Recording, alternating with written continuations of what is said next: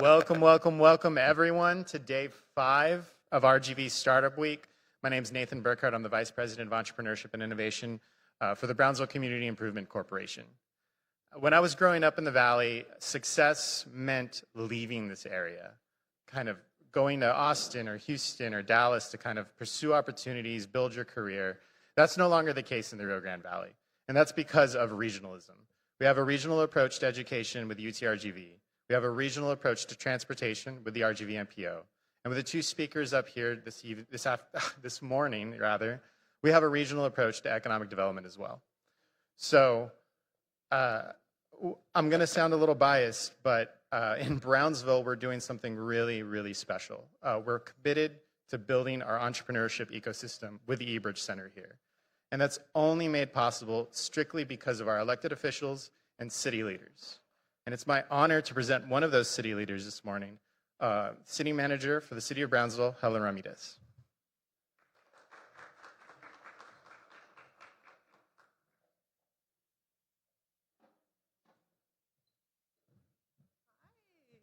Thank you for coming. It's a great morning. I love all the innovation and ideation. Those are kind of my two favorite words.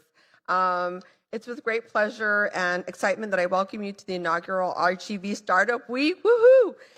I know it's Economic Development Week, so it fits really well. Here hosted at our beautiful eBridge Center. It's just a great day to be here in Brownsville, in downtown Brownsville. We have our communications and marketing building right next door. So when we talk about creativity and tourism, when they come to visit us, they can see the innovation of and the renovation of our historic downtown Brownsville. There's been about $100 million in investment in downtown. And if you walk around, you see all the different new restaurants that are popping up, from French restaurants to, James Beard semi-finalist award winners. And all those things is what you see in downtown.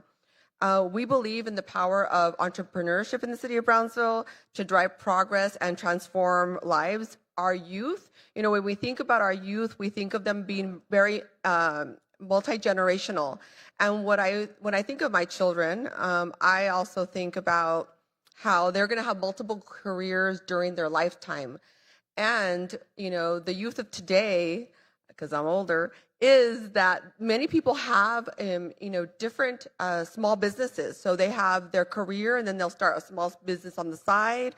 My sister she was an import-export purchaser, but she also did culinary school, and she did catering and culinary on the side just for fun, right?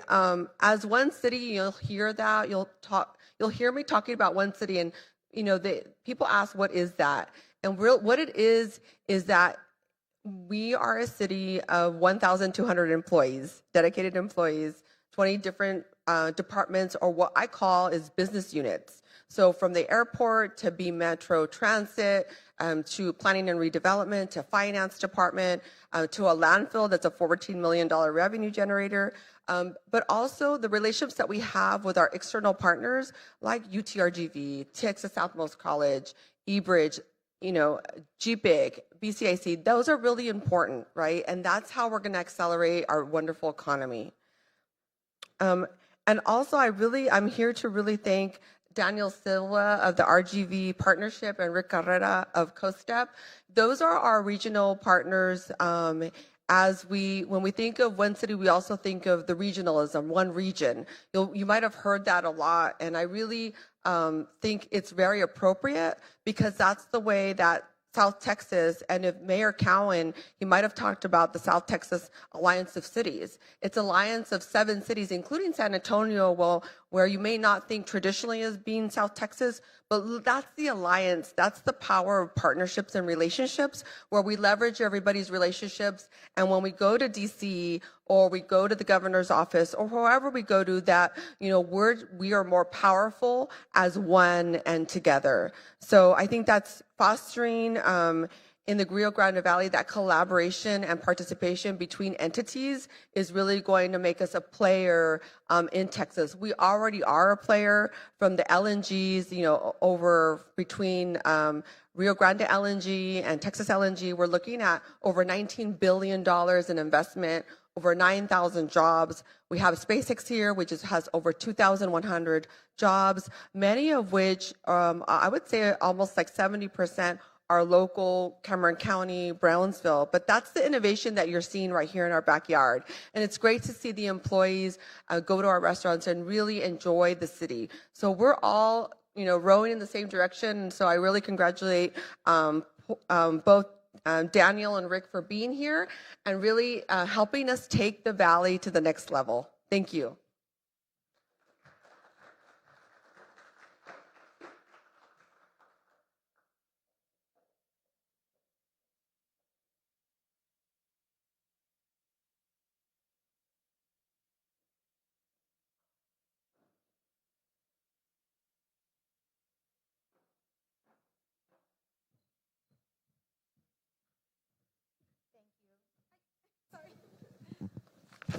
Hello.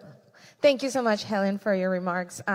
It's really great to be in a city that fosters entrepreneurship, that fosters economic development, that supports the initiatives and the missions that we have. Realistically, they ask me the question, why do you do what you do? And it's definitely because of passion, because of public service. We are here to support and elevate our communities, our region, and our city of Brownsville. Thank you so much. So, ladies and gentlemen, esteemed guests and fellow entrepreneurs, welcome to Insights Unplugged. We created this event or this type of talk because we always thought that it was important to not only talk about entrepreneurship and talk about commercialization and innovation, but also what affects it and what can support it and sometimes even hinder it. So our edition today of RGV edition of Insights Unplugged, I am very, very excited to introduce two remarkable individuals who have been instrumental in driving economic growth and innovation in our region. Can you come up, please? David. Daniel Silva and Rick Carrera.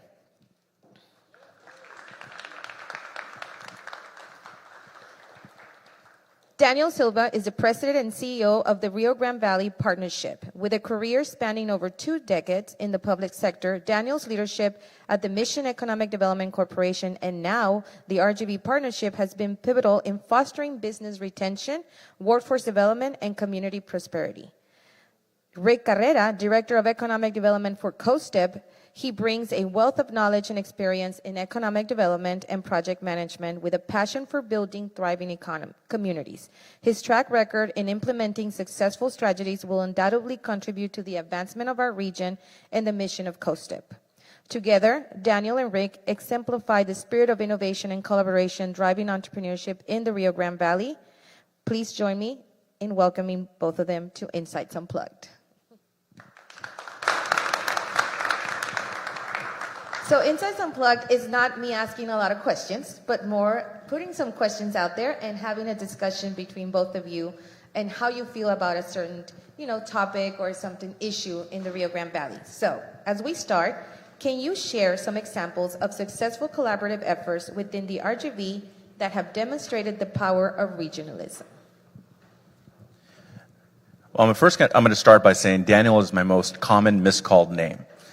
I actually just recently started, there's 2 other Daniels, Galvan and Rivera, a Coldwell Banker and City of Elsa. We have breakfast every once in a while, and they say the same thing. They call David quite often. But thank you so much, Helen. Thank you so much for the introduction. Thank you for letting us be here today.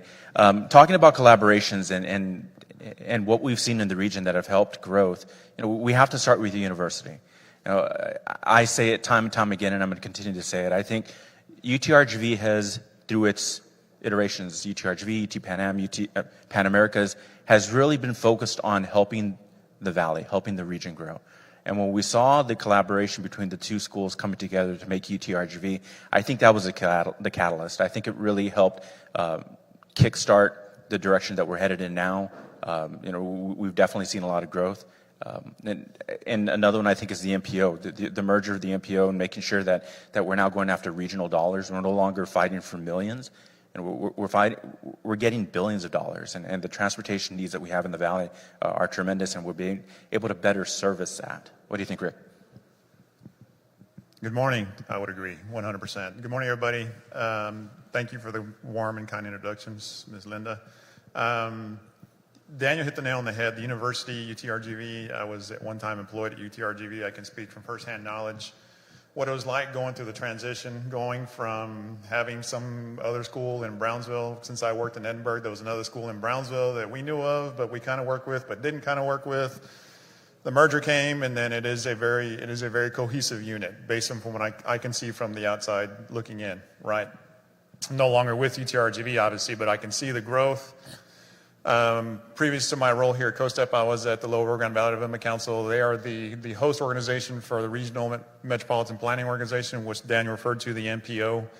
And if anybody who has driven up and down the highway these days, especially through that large construction in the city of FAR, you'll see that there's just a lot going on in terms of infrastructure and highways and that kind of thing.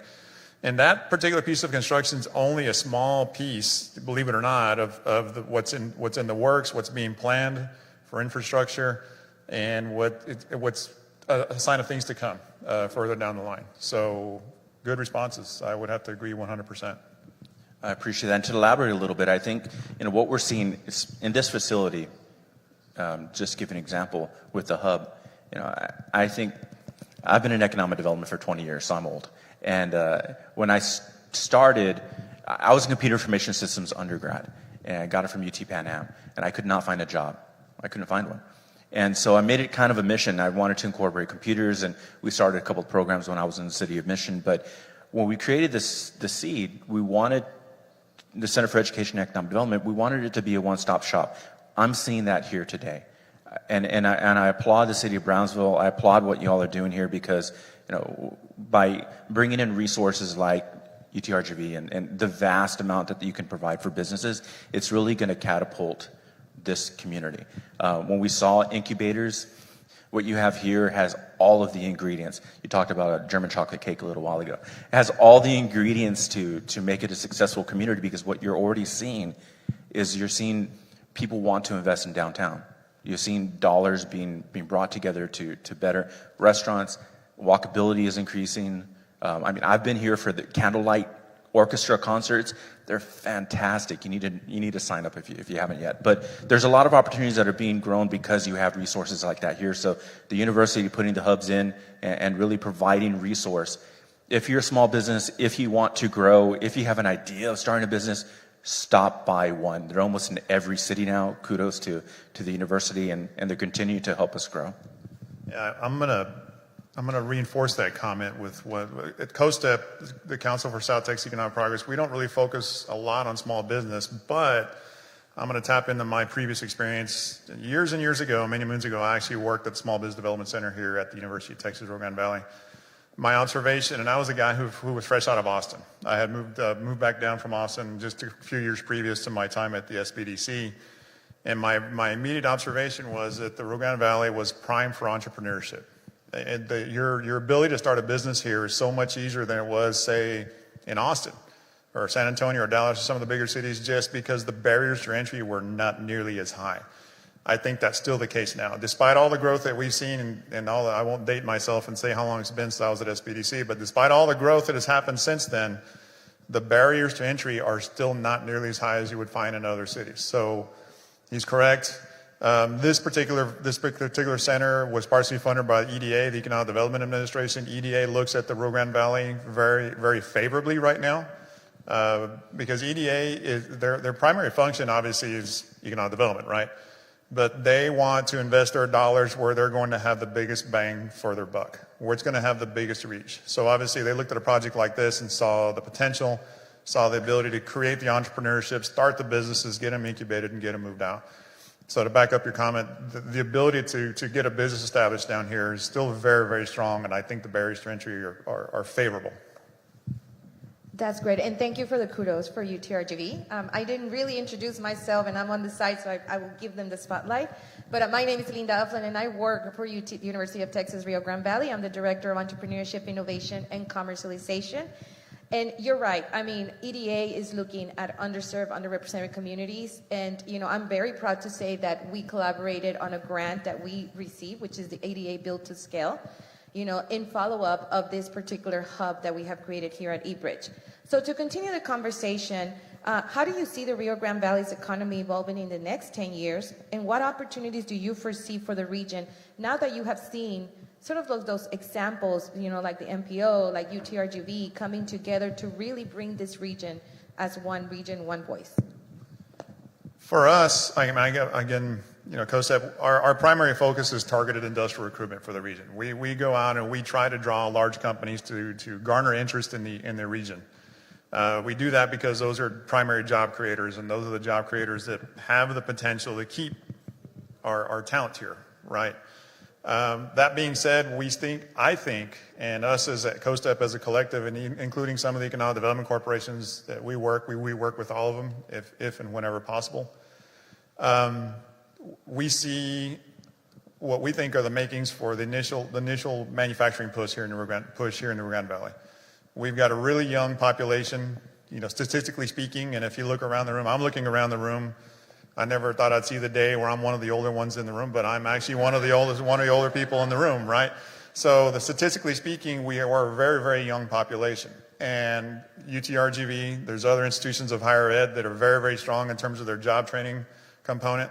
So as we work our efforts to draw manufacturing and other types of industries to the area, combined with the young population, available properties, all that kind of good stuff, we think that there's going to be that moving forward. I think recently Zoho announced in McAllen Kudos to McAllen EDC for helping that project move along and landing that. I think that's going to be the first of many to come. I mentioned we don't really do a lot of entrepreneurship. That's true, but not true, because we are working with a lot of startups. But when we say startups, these are companies that have been established and been in business for 2 years. They've proven their value. They've proven their worth. They're considering Rio Grande Valley for expansion, relocation, that kind of thing. But all these companies are in some kind of technology in some way, shape, or form. So I think, just to answer your question in a long, roundabout way, is manufacturing, the high-tech, light manufacturing, advanced type of things, because we have the population and the support systems to make it happen. Rick, I agree completely. So as mentioned, I work for the Rio Grande Valley Partnership, and we serve as like a chamber of commerce for the entire valley. We cover Star, Willacy, Cameron, and Hidalgo County. We have a partnership approach in the sense that we bring in partners throughout the region, and we advocate for areas that help create jobs, bring in investment, and help the valley grow. And so when you look at the next 5, 10, and 15 years, where we're going to be and why are we going to be there, or why do I feel we're going to be there, is I have to start with the infrastructure. You know, when you're starting a development, you have to put in the water, the sewer, the drainage, all that stuff that goes underground. It's not sexy. Nobody has excitement because they're able to see, oh, it's a Starbucks, or oh, it's a TJ Maxx, or oh, it's a cheesecake factory. But you have to start somewhere. I've always said, let me rephrase that. Up until about 6 years ago, I would say the Valley is about 7 years behind everybody. Fashion, technology, just activity. And that's changed rapidly. And I think it's because the companies that we're bringing in, the partnerships that we're having across all school systems. I'm not just talking about 4-year. I'm talking about community colleges. I'm talking about associate continuing ed programs. We're creating foundations. We're creating populations of workforce-ready individuals that now, as the EDCs are out trying to recruit, we're able to say, we have this, and if we don't, we can train it fast. We can create it for you. It's always a chicken and an egg. Well, why are you gonna create more engineers at the university when there's no engineering opportunities? Well, we're solving that problem.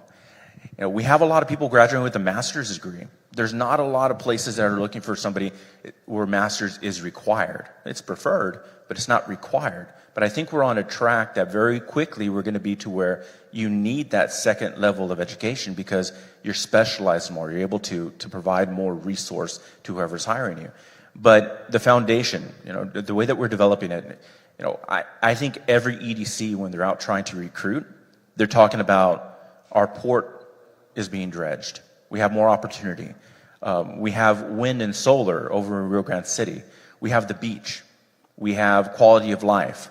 We have birding centers. We have hike and bike trails that are now crossing communities. I live in the city of Weslaco, and there's a hike and bike trail that's connecting, Fara, San Juan, Weslaco, Mercedes.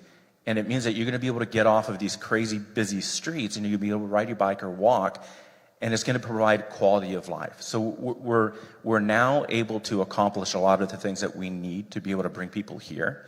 And it's because of all of that infrastructure that we've been putting in the ground for the past decade, and it's finally coming to fruition, and it's going to move at a whole lot faster of a pace. So what we look at in the Valley over the next 10 years, it's going to be the high-tech jobs. Zoho is a great example.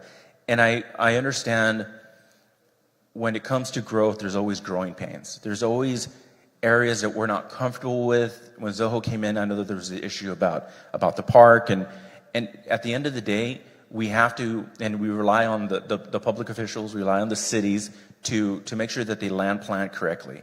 And because they do that, we're able to create great communities that we can bring in high-paying jobs. We can have places for them to be able to exert their energy with outdoor activity and really just be able to create more community. So I think that we're headed in the right direction. That's kind of my prediction. Thank you for your answer. On that same topic, and I'm going off script right here, you talk about a lot when you bring companies in, foster that selection or site selection of companies. What about the support region-wide for the small business community? At the end of the day, we are a core small business region. And I'm a true believer of, we create our own large industry. Why not? Why not? But how does regional efforts can support that kind of work? I know you both don't necessarily work with entrepreneurs or small businesses, but there's always a way that we can still support that community by different activities or actions. Is there anything that you both can recommend or talk about in terms of supporting that communities to create our own large industry within, within what we have here already region-wide? Without a specific program in place, I think it'll happen organically just because of supply chain, right? If you bring a company to the area, there's going to be supply chain needs that go with that. So there might be a producer out there that makes widgets, or there might be a machine shop right now that concentrates on one industry, but we bring another industry to the area, and all of a sudden it's like, well, it may open some doors for them to expand on their capabilities within that machine shop, and all of a sudden you're expanding that machine shop. You're including 5, 10 more other jobs. That 5 or 10 other jobs creates other needs downstream from them, because machine shops don't produce their own raw material. They've got to buy raw material, right? So those things kind of happen organically just from a supply chain standpoint, and that doesn't even include, Daniel mentioned the retail and the quality of life things, that kind of thing. For instance, so I watch a lot of videos and catch up on a lot of things sometimes, and this, although not part of Rio Grande Valley, part of the Costa region, if you go to Laredo, there's vendors that have set up shop all up and down where the ports of entry are at, just because just the sheer number of vehicles that drive in and out of that port every day, right? When they were designing those ports and creating the expansion of those capacities, they weren't doing that because they wanted to create more small businesses. They were doing that because they wanted to create the better thoroughfare, or the better throughput for those ports of entry, right? The side effect for that has been, look at all the business growth that has happened as a side effect of those ports of entry. You can even see it in FAR right now. If you go to the FAR port of entry, there's businesses that have lined up there near the port of entry, and there's probably going to be more. So that's one end of the support spectrum, right? You're going to help create small businesses just from a supply chain standpoint. The other end of this is these businesses, larger corporations come in. Some of them have, shall we say, requirements. So they have certain things that they require of their supply chain. So me, let's say I'm a small business, I'm a machine shop, or I provide electrical components or whatever. If there's certain requirements I need to meet to do business with that supplier, I have to bring my ability to do that to the fold, right? In that process, I've strengthened my ability to run my business like that across the board, and all of a sudden I've opened myself to be a supplier to a lot of different industries who have those same requirements. Does that answer your question? Yes. Okay. So when we're looking at entrepreneurship, really the focus of an entrepreneur a lot of times creates a business because they're trying to fix a problem. They're trying to address a need, trying to address an issue that they personally have experienced, or maybe it's something that they see and they can capitalize on it. And we have, the Valley is rich with entrepreneurs, but I think that there's a reverse to that too. Companies look at the small business and what they're starting up, and sometimes an entrepreneur's, and a lot of times, their position is, I'm going to grow a business so that I can sell it and I can move on to the next thing, because they want to pivot, they want to move to something else, or they're just hyper active in that entrepreneurial field. They want to get that dopamine hit. They want to get onto the next project. Well, for example, in Mission, and we talked about plastic injection mold, and we talked about machine shops. Yeah, a machine shop will start up because there's a specific tool and die that needs to be fabricated or refinished because there's a company that's come in and they can't find it anywhere. It's a great example of how they fix a problem. But then you have a company like what we used to have was High Tech Plastics that did plastic injection molding for a lot of different industries. And we had a company come in wanting to locate close to they were a tier 2 supplier, come close to a company that had Steelcase. They had just went into Mexico. And they said, well, we want to be close. We want to test out High Tech's process. We want to coexist with them in their space. And then they liked the culture, they liked the company so much that they bought them out. They said, we want to own you, we're going to take on your customer base, and we're going to expand our customer base. So we see it go both ways. So I sit on the Science and Engineering Fair Board for the state of Texas. And basically, in a nutshell, I get to see all the science fair projects when they get to the state level. And it was interesting to see last year we had 127 projects come out of the Rio Grande Valley. When you had Austin that had 93, you had Dallas that had 84, 127 came out of the valley. This past year, we just got back, they capped it. Each region was only able to send so many, but we were able to send 89 companies. 4 of those are from Brownsville, and they're going to the International Science Fair because they were awarded first or second place. Some of those projects were dealing with water. You know, we all have an issue. Water is an issue right now. Reclamation of the water. One of the individuals, and I'm drilling down to this for a purpose, one of the kids who was doing a project, he was using a process to be able to take water back out of the ground. We're at Texas A&M. We have professors who are grading these projects, and 2 of the professors said, I'm working on a project that's similar and I hadn't considered the technology that you're using. I'm going to incorporate it into what I'm doing. So it goes both ways. You know, the water flows both ways. But I think, you know, entrepreneurship at the heart of what we're doing, continuing to foster it, is going to help continue to bring more businesses here. Thank you both. I'm sorry I went off script a little bit. You're good. Moving forward, in what ways do you believe regional cooperation can help overcome some of those challenges and barriers that, you know, to growth within the Rio Grande Valley? I mean, what are those barriers that you see, and how do we overcome those challenges? Well, we've always heard the cliche, there's strength in numbers. One of the issues, one of the barriers I think that we have is, and we're actively trying to address it, is that a lot of people don't know who we are. When we say we're from South Texas, they say, are you from San Antonio? So some of the misconceptions are that I have a horse outside and that my cowboy hat is somewhere over here. You know, so there's a lot of things, stigmas that we have to try to break, because those stigmas are not who we are, and they make us seem like we're so far removed from what we're really doing. And so that being a barrier, just public image and perception. Working as a region helps us accomplish, or helps us break through those barriers. It helps us accomplish our goals. When we're going to go to International Council of Shopping Centers, ICSC, here at the end of this month, and the cities go up, and the whole purpose of the conference is to try to recruit retail and restaurants, try to fill up your spaces, try to fill up your undeveloped property with these companies. And when you go and you're saying I'm 140,000 people in population, well, you're competing against New York, you're competing against Los Angeles. But when you come up and you say we're 1.4 million people in population, it totally changes the game. Yeah. People start to give us the due attention that we're deserved. And by working as a region, by everybody coming together and saying the same thing, that's the whole reason why we coined One Region, One Voice as our marketing initiative, is we want for everybody to be on the same page. We want for everybody to be carrying the same message. So when Rick goes off on another trip to try to recruit, he's carrying the Valley numbers. He's carrying all of us, because the first step is to get them here. Then we can start to decide where they're going to go. But when we're at a conference that's United States wide, we want them to come to our booth first and foremost, because then that means that they're new to our region, they're trying to explore who we are, and they're probably going to do a handful of stores. I'm going to use Panda Express as an example. When they first looked at the Rio Grande Valley, they thought it was maybe 2 or 3 stores. Their market's about 2 to 3 stores. And there's one in almost every city now. But we need to get them to understand our community. So working as a region definitely helps address that.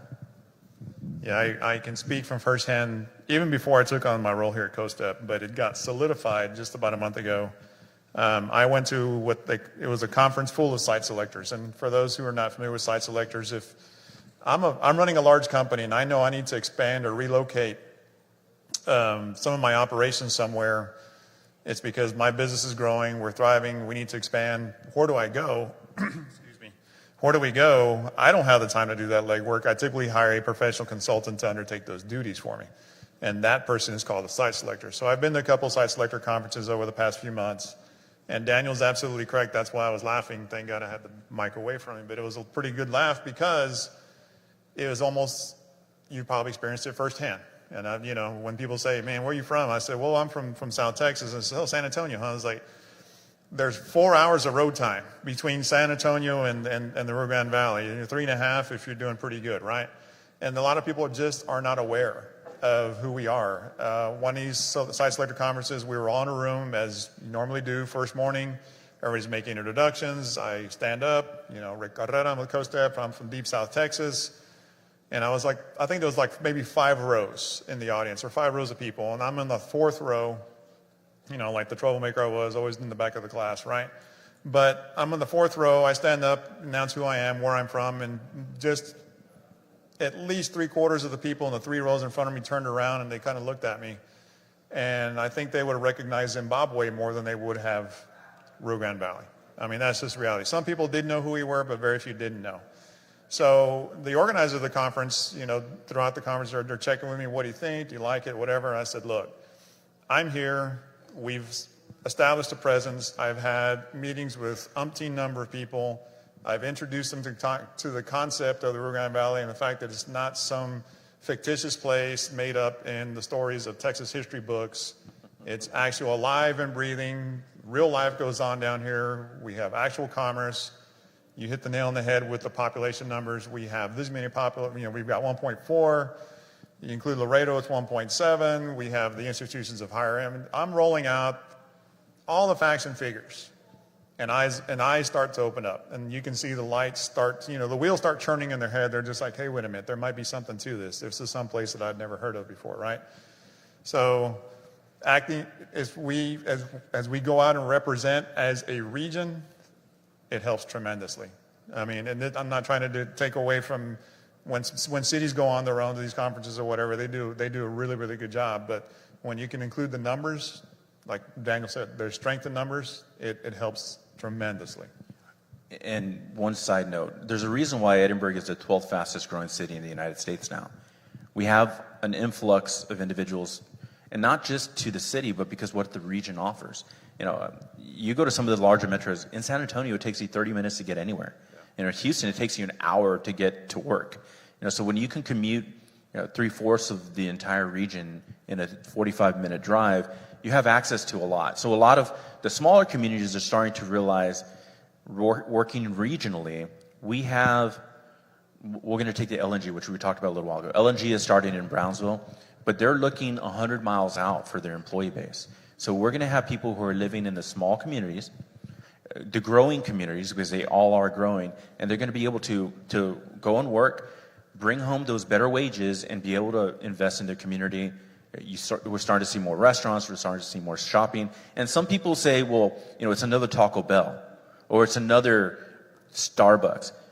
But at the end of the day, that sales tax that the city is collecting, that's going to help them pave their roads, hire more police officers, and put out more fires. So if you have a small community like Elsa that you see, well, there's a Sonic, well, that's great. That's great for the community, because after that, there's going to be another company that co-locates, another company that's looking at them for attention, and that's a win for them. So we shouldn't knock when a community has a win like that.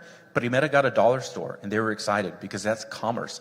That's business growth in their community. That means people in their community are not having to drive out of their community to solve their problems. And that's so true. When I go to conferences, people always ask me, where are you from? I don't say South Texas anymore. I say South Texas. Yes. So they can at least get an idea that I'm not in San Antonio, that I'm 4 hours. And we always have to explain. And they laugh at me. They're like, Linda, you always say South Texas. It's like, I have to, guys, because you think South Texas is San Antonio, and it's not. So it's having to have that explanation constantly. Besides those general misconceptions of that we're in San Antonio and, the valley, what do we have? What are other ones that you have seen or have to address that you have to say, well, no, or explain yourself to, in terms of misconceptions about the Rio Grande Valley? The big one is safety. Safety in terms of how has the large numbers of immigrants coming across affected you?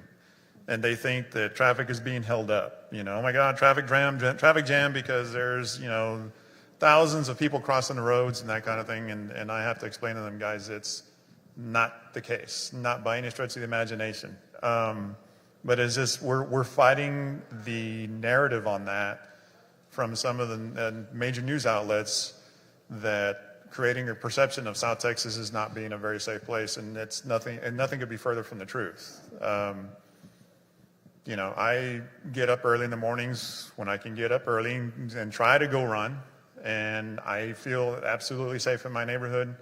I don't feel at threat of anything. We bring consultants down. They're very, very surprised. We even take consultants across in our neighboring communities across the border. They're absolutely amazed. They're just like, wow, people are pumping gas and nobody's looking over their shoulder, and nobody's running from their car to get into the grocery store for fear of gunfire, gunning them down or whatever. It's life. Life goes on like normal, and it's life here as it is anywhere else. And I think we as a collective, getting back to some of the regionalism and what we can do from a regional perspective, is creating the narrative that this is a really, really good place to be. It's a safe place to be. Again, we're fighting some narrative out there. And we, at COSTEP, we do our part. The partnership does a real good job with that. Everybody here, as a collective, as long as we keep pushing that narrative that this is a safe place to be and a really good place to be, we can help combat some of that. Rick, you're completely correct. It's one of the hardest ones for us to battle. And really, a lot of times it takes for us to go to them first when we're doing a site selection tour or when we're trying to recruit a company. Go to them first and explain to them who we are, get them to be familiar. And then when we invite them down, they're blown away. There's an also misconception of access to resource, whether it's human capital, financial capital, or infrastructure capital. They think that we're so far behind the rest of the world. The projects that we have going on, here in Brownsville, the broadband infrastructure that's being put into place, we have leaders who are actively trying to solve situations that they foresee, and all of that stuff takes time. It's not like we can just throw 100 miles of fiber underground and we can just call it a day. It takes time, but all the new developments are now at a higher standard than you have in a lot of other communities across the United States. You have 100 by 100 symmetrical internet connectivity when other places are still on dial-up or using coaxial cables. So anyways, I'm a nerd. So that's something that bothers me. When also talking about human capital, they say you don't have anybody there that's educated. But you look at our systems in the university, and I know I constantly tout the UTRGV name, but all the systems across, even at the community colleges, all the programs that are being developed, we're pumping out a lot of individuals that are very well qualified, very well trained. And then when we talk about the financial capital, they say, because when you look at statistics, and when you look at demographic data, it doesn't capture certain sectors. It doesn't capture our cross-border, the people coming in from Mexico that shop here. And there's a reason why La Plaza Mall's $1,000 a square foot, when La Canteras is $600, $650. There is a lot of buying power. And so those are things that we have to work through. We have to spend more time to explain. And it's because people don't understand. They don't understand our tapestry, our makeup. When you look at Austin, you don't discredit the south side of the river. It's still Austin. So when we're promoting One Region, One Voice, when we're promoting northern Mexico, really we look at the Rio Grande River as basically just a water system that runs through our community. And it's important for everybody to start to understand that. We rely on them, they rely on us, and our ecosystem works well because we have it in place like that. Great. And that's great insight. We talk a lot about the narrative going out and talking about the Rio Grande Valley. What about the narrative internally? To balance the needs of different communities, around the Rio Grande Valley. How do you change the narrative or do the narrative for the buy-in of regionalism within our communities within the Rio Grande Valley? Well, we first have to start with ourselves. We can sometimes be our own worst enemy. If we're not saying the right things, a lot of times we have individuals, I was one of them. When I graduated from high school, I said, I'm going to get the heck out of the valley. There's nothing to do here. It's hot. And then I ended up being in economic development, where my job is to bring people to the valley and say, look at all the cool things we have to do. But it's educating ourselves on what we really have here. They say we have no nightlife. That's not true. Mitzlan happened in McAllen this weekend. Who went? When Jarro Days happens here in Brownsville, when Edinburgh has festivities almost every weekend, are you going? We take for granted that we have the island here. I think it's been about a year since I went.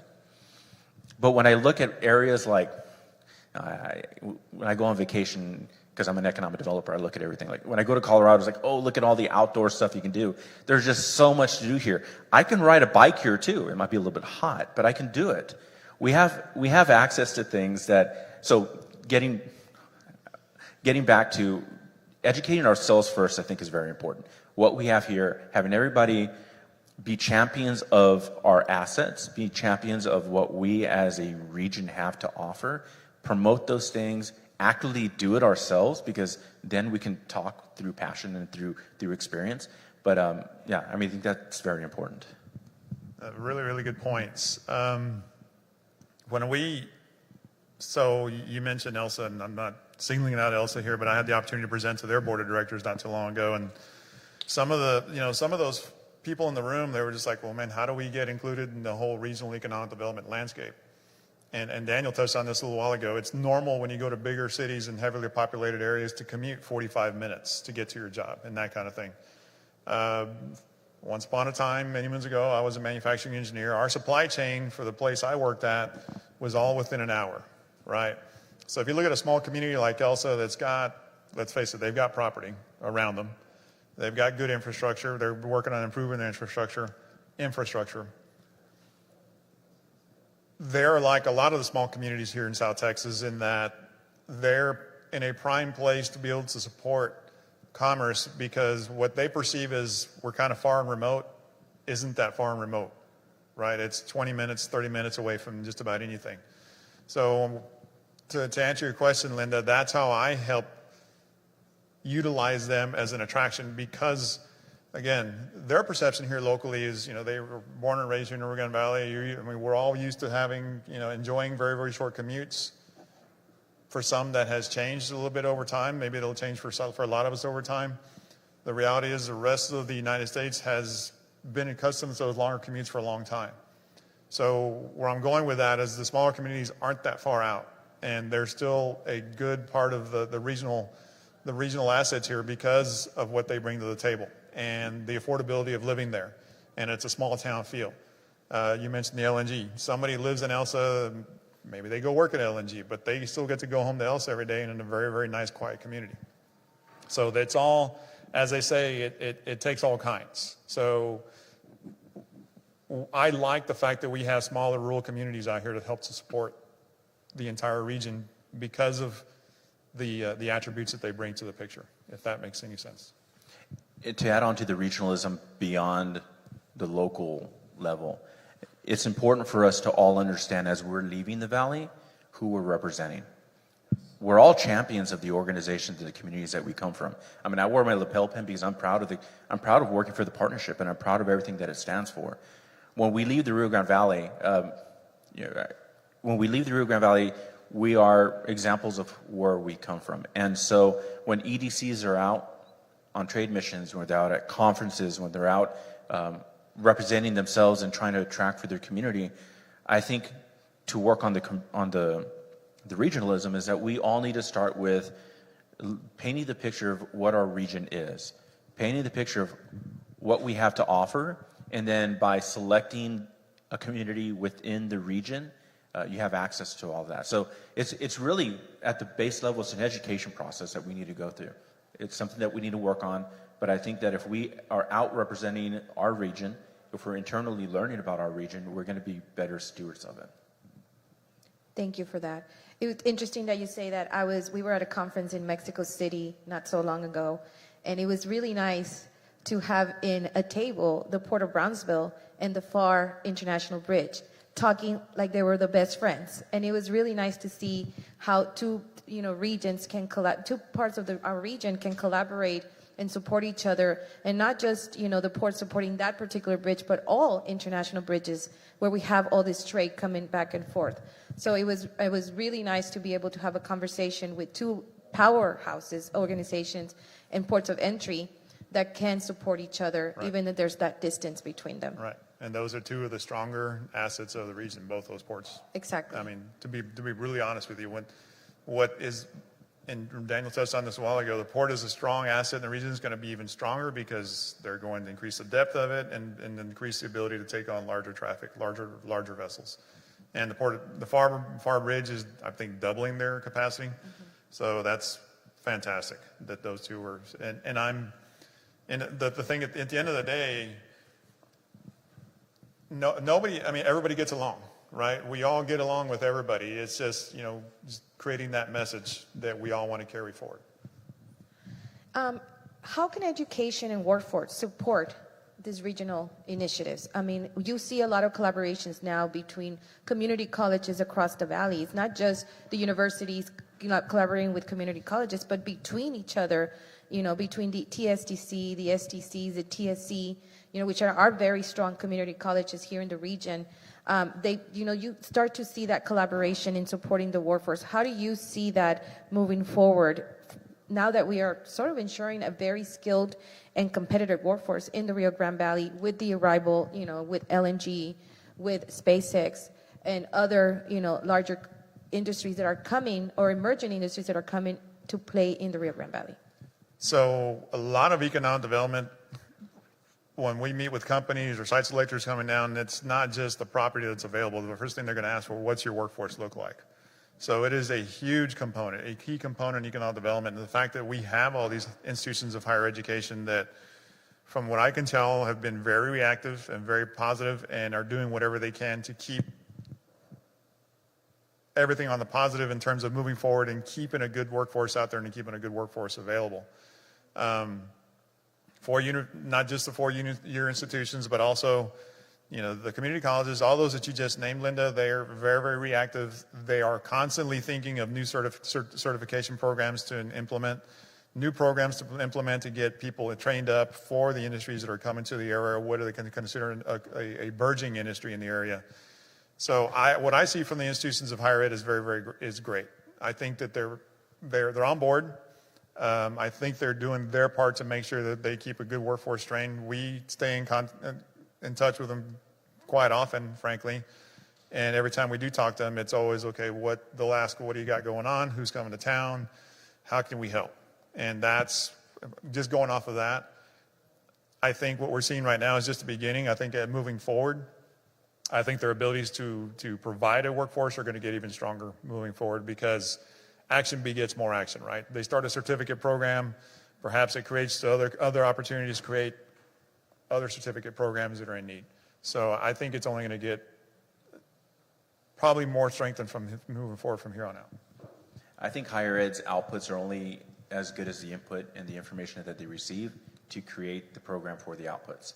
I think it's very important, the question being, how does higher ed getting connected with industry help the region?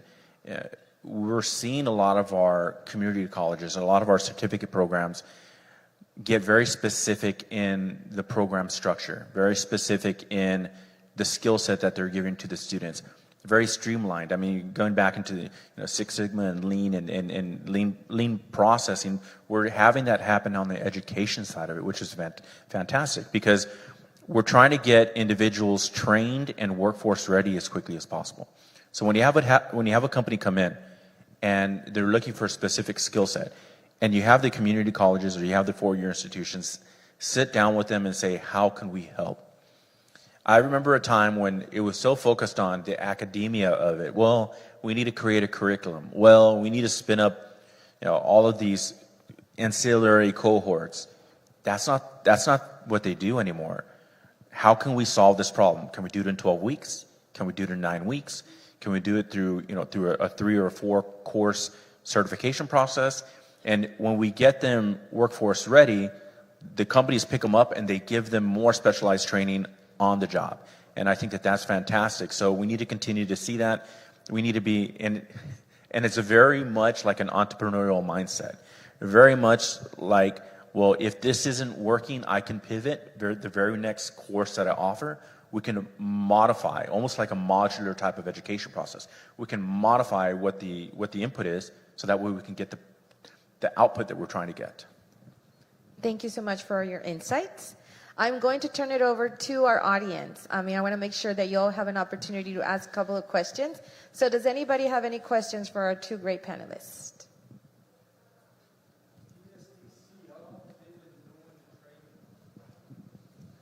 Can you hear that? Yes. Okay. How long has TSCC been doing training? I can remember, you just asked me to date myself, by the way. I can remember being in high school in the late 80s and then coming to my high school and presenting to us their curriculum and their options. So I can only speak to that far back. I know at one time, and this is kind of a quick history lesson here, the South Texas College campus in McAllen off of Pecan, the main campus, that was the first Texas State Technical College campus, I think, here in the Rio Grande Valley. I think they had two campuses, one there in McAllen and one in Harlingen. And as time went on, you know, they're now focused on Harlingen in terms of campus presence anyway. But just to answer your question, I can tell you at least as far back as the late 80s, they've been in existence here in the Rio Grande Valley.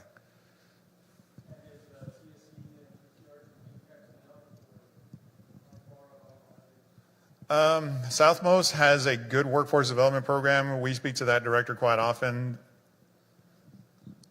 They're probably, I wouldn't, to say catch up, we'd have to, I don't know if there's an apples to oranges comparison there, because some of the certificate programs that they offer may differ a little bit from TSTC. Some may be very, very much the same. I will tell you, based on the information I get from TSC, that their student population is strong. So I would have to say that in terms of the population and their ability to create the programs and be reactive, I'd say I won't say that they're the same, but I would say that they're both very strong in those regards. Oh, we have one over there, and then we'll come over here. No, my question is, the people who live in San Antonio, do they even claim us? I mean, do they say South Texas?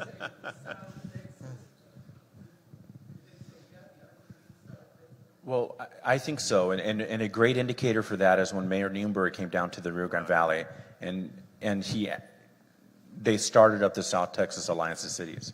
And I think that by all of the local cities participating in that, it's showing San Antonio is reaching out to us for a reason. The similarities in our communities and our culture are strong, and so they're looking to leverage that population. So I think that's a great indicator. Being from the San Antonio business community, what can we do to bridge the gap between our two cities? Yeah, that's a great question. The first thing I'm thinking is, man, that's a long, bare drive with nothing to the left and the right. Outside of the landscape, I think partnering when it comes to aligning our education systems, San Antonio is doing a really good job, and if we can learn from each other, they're doing a really good job in education and how they're putting money towards community resource and towards education. The Valley is doing a great job too. I mean, the universities I know during Metzline, the International Economic Conference, Rodney made an announcement. I don't want to repeat it because it wasn't an official announcement yet, but they're making education so much more affordable for our population. And that's key. So to the question, San Antonio has been doing that. And so I think being able to use each other's resources, not reinvent the wheel, find out areas that we can coexist. And when companies are looking to the San Antonio area, saying, hey, for supply chain, because I know Rick's used that quite often, for supply chain, we need to look at the Rio Grande Valley, and you can put your tier 2, tier 3 suppliers, or you can use their tier 2, tier 3 suppliers that are already there. And I think that's going to provide us with the opportunity. I mean, at the end of the day, we know real estate is what it is. It's expensive. When you're comparing the two, the Rio Grande Valley is less expensive comparatively. And so I think that there's opportunities here for there to be a symbiotic relationship between when they're attracting companies. Any more questions? Oh. One region, one voice. That's the goal, right? Yes. Right. We're a diverse region, and there's migration. That's a big thing here. Is there room for more voices? What's the future of this region with more voices crossing the region? Well, how do you imagine this future with more voices coming on from everywhere? Well, that's a great question. And I think what's important is for us to listen to all the voices, but make sure that we have a unified message. So we should take all the inputs we can. I used the inputs outputs thing a little while ago with the community colleges and universities. And the reason why I say that is because the only way we're going to get better, some of us don't like constructive criticism, although we say we do.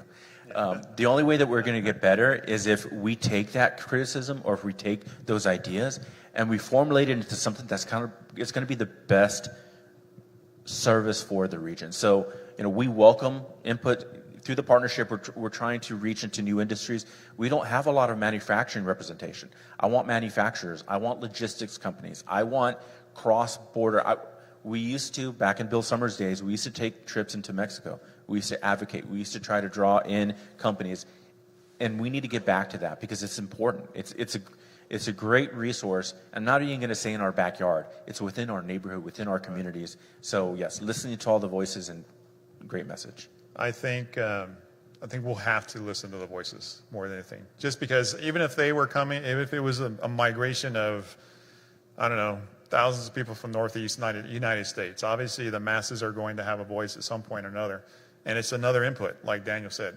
You've got to be, because, so let's say we have all these voices coming in. With that voice comes a person who brings assets to the table in terms of their talents, their skills, abilities. So we're going to leverage the talent, skills, abilities. Why not leverage their voice also to be able to help us create the message that we're trying to craft here? One more question over there.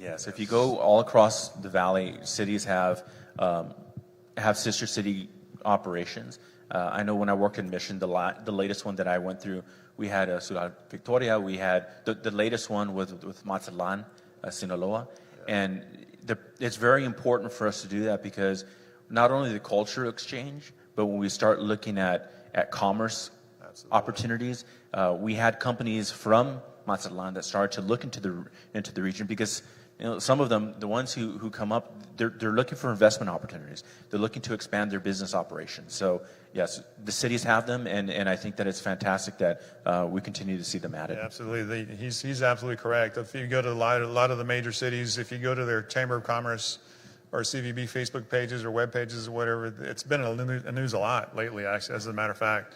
The fact that they established those sister cities with Mexico, and for all the reasons that Daniel just mentioned right now, it's not just so that we can be friends, but they also see the strength in the partnership through the almighty dollar and the commerce that comes with it.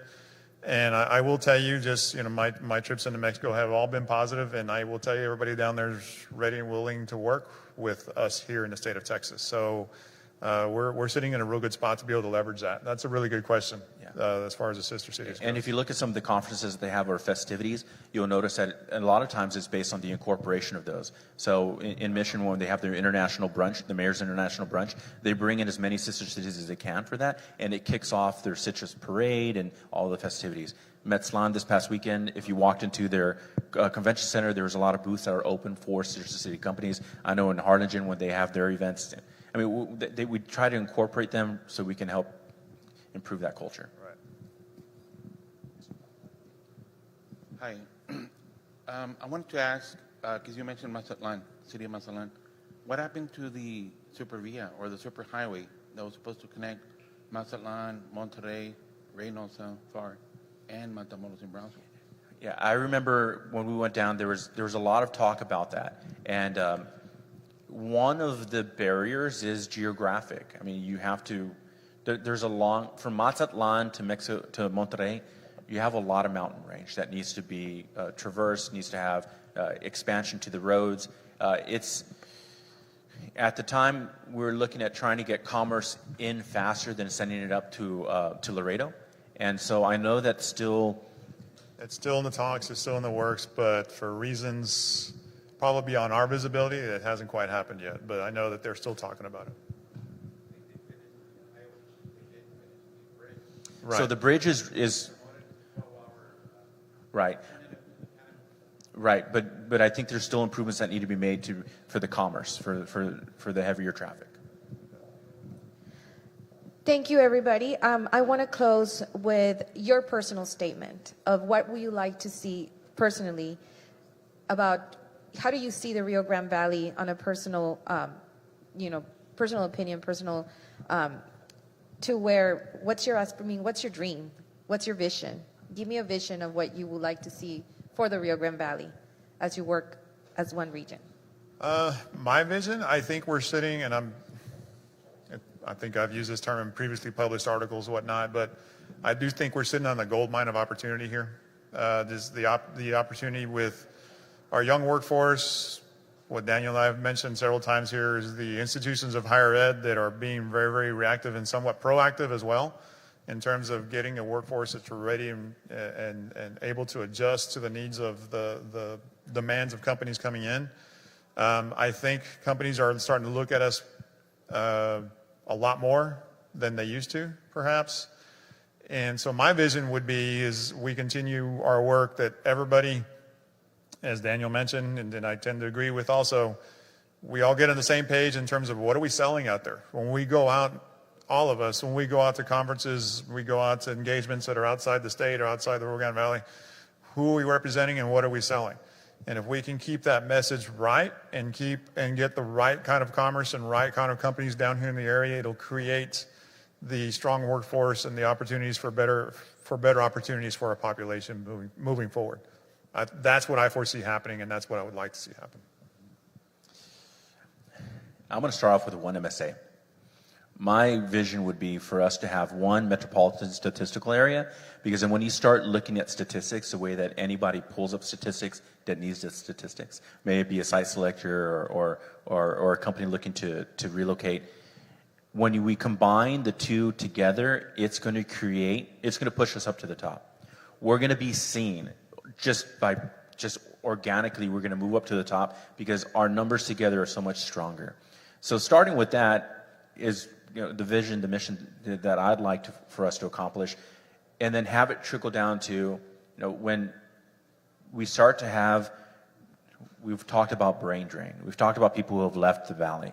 And it is a chicken and an egg. Well, do we have the jobs that we're training for? Well, we didn't in the past, but we're getting there. To have them start coming back. One of the great, and it kind of tickled me when I heard it. That's probably a bad way to say it. It made me excited when I heard that, talking about LNG again, that a lot of the industry, a lot of people that they're looking to fill those jobs, one of the big, and I know Helen just left, but one of the big concerns that the city had here in Brownsville was there's going to be this influx. Because at one point we're going to be at 5,000 employees for construction, just man camps and all of these temporary housing. But about 75% of the current employees, I think there's 850 on the ground right now, they're from the region. They've come back. They've went to Corpus, they went to Houston, they went to Louisiana because we didn't have the jobs. But they find their skills. They got to be more. They got to be better at what they were doing, and now they're coming back and they're helping to develop these great projects for us. So to start to see those populations come back to the area, that's my hope.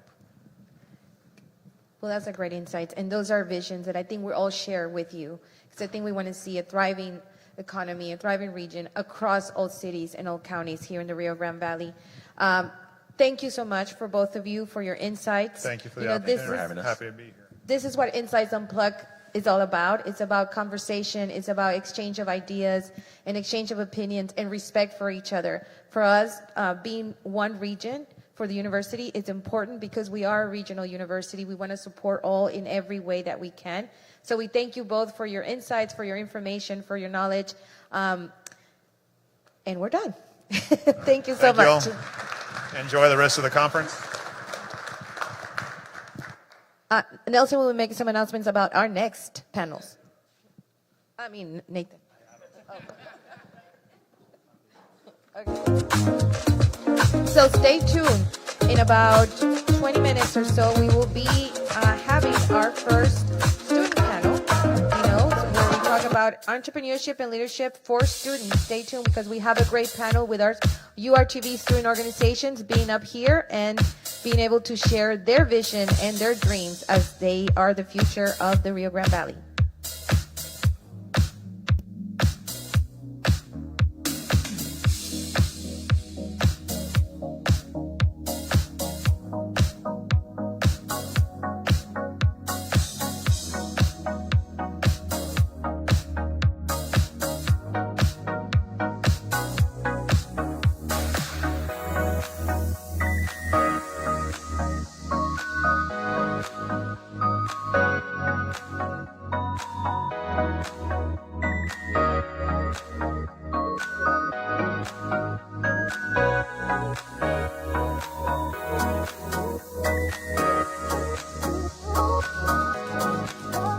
Thank you.